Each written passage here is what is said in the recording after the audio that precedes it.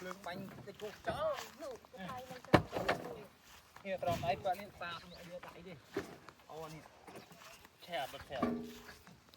giờ bật chè tới từ lưng chè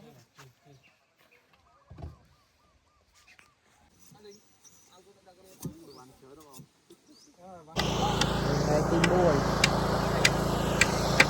để kể cả đây tụi này thêm là hàng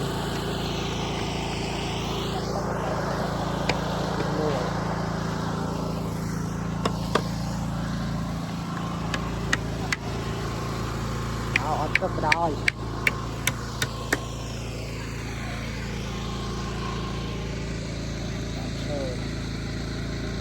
sao vào đây anh mơ thơm mà hô